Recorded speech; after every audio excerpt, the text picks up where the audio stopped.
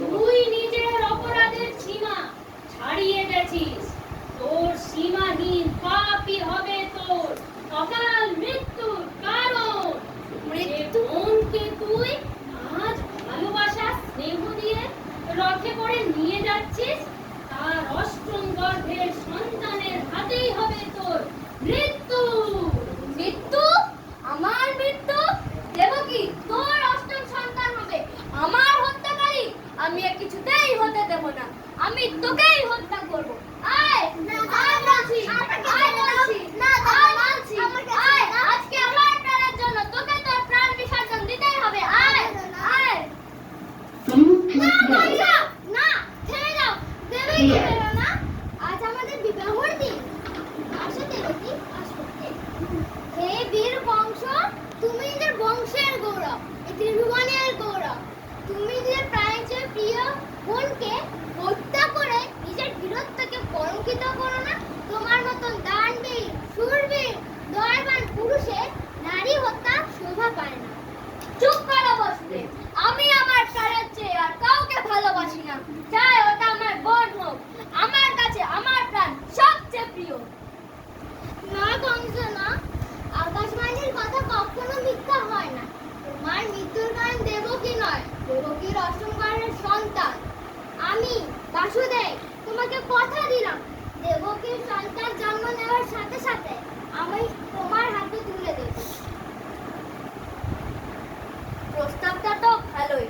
বাসুদেব সত্য সিদ্ধান্তের প্রতি, ওর কথার উপরে বিশ্বাস করাই যায়।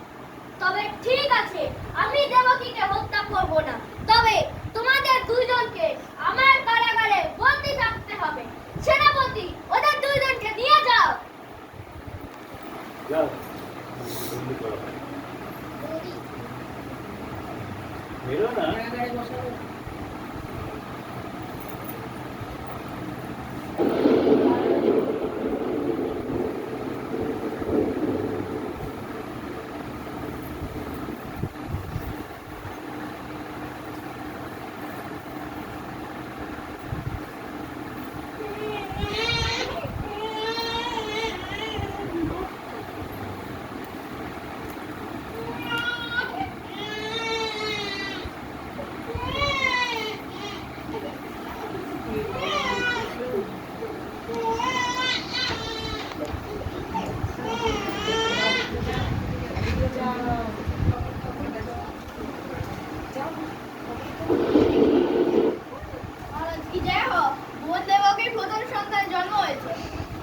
তাই নাকি? দেবকীর প্রথম সন্তান জন্ম হয়েছে। দেবকী, দেবকী, কোথায়? দাও, তোমার সন্তান আমাকে দাও। না দাদা, না, এ তো প্রথম গর্ভের সন্তান, এ তো অষ্টম গর্ভের সন্তান না। তোমার মৃত্যুর হয় তো প্রথম গর্ভের সন্তান না, তোমার মৃত্যুর হয় তো অষ্টম গর্ভের সন্তান। আমি আমার সিদ্ধান্ত বদলে নিয়েছি। প্রথম হোক বা অষ্টম, আমি তোমার কোনো সন্তানকেই বাঁচতে দেব না। আমি তোমার সব সন্তানকেই হত্যা করব। দাও, না দাদা, না, দাও, দাও, হা হা হা হা হা, হা হা হা হা হা।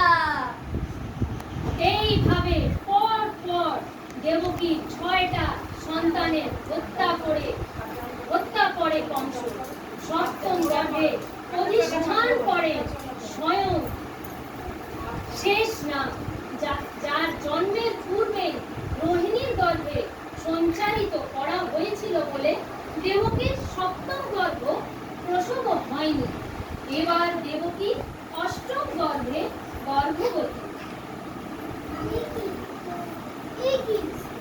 এর আগে তো এরকম গর্ভাবস্থা এই রূপ দেখিনি তো।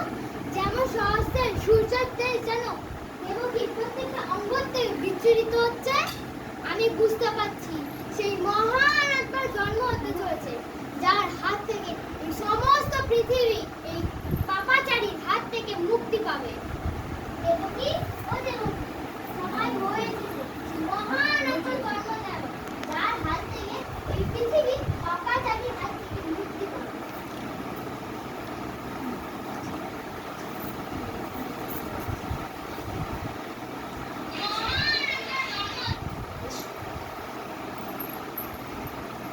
হে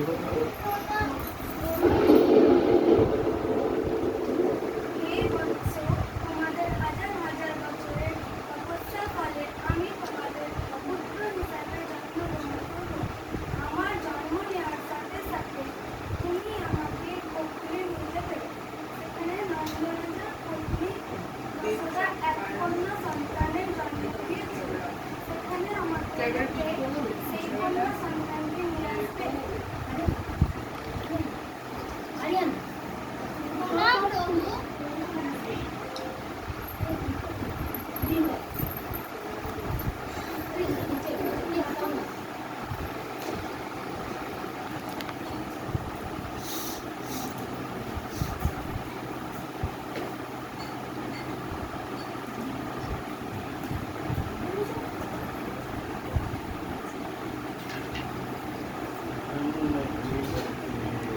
বাসুদেব নারায়ণের কথা মতো গোকুলে গিয়ে অষ্টম গর্ভকে রেখে কন্যা নিয়ে আসবে।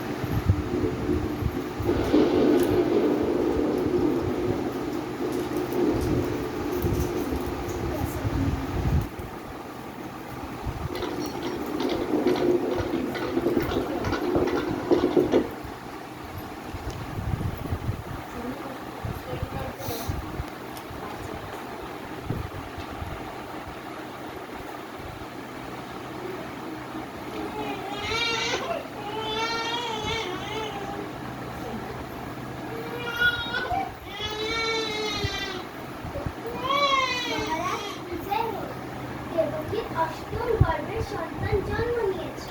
তাই নাকি? আমার হত্যাকারী আজ জন্ম নিয়েছে, যাকে মেরে আমি অমর হয়ে যাব। দেবকী, দেবকী, কোথায়? দাও তোমার সন্তান, আমাকে দাও। না দাদা না, এ তো কন্যা সন্তান, এ তো পুত্র সন্তান না। কন্যা হোক বা পুত্র, কাল যে কোনো রূপে আবার হত্যাকারী আসতে পারে। দাও, দাও, দাও, দাও, দাও, দাও।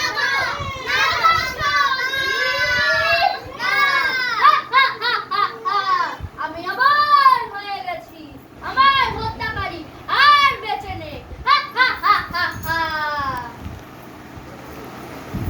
হে পাপিষ্ঠ মূর্খ কংস, তুই আমাকে হত্যা করবি?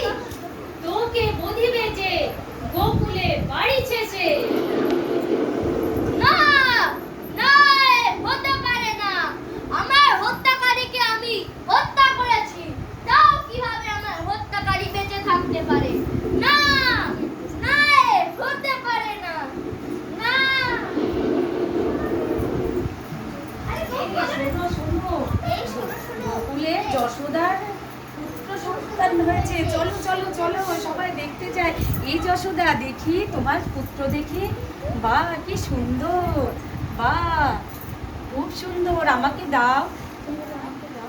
আমাকে দাও। নাও, তুমি নাও, নাও।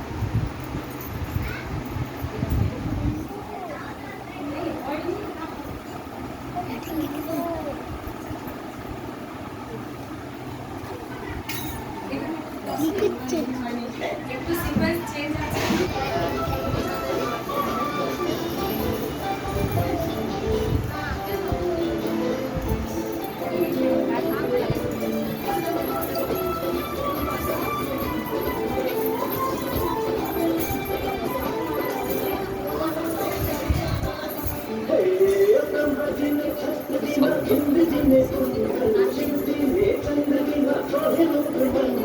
सूरज में भेज गई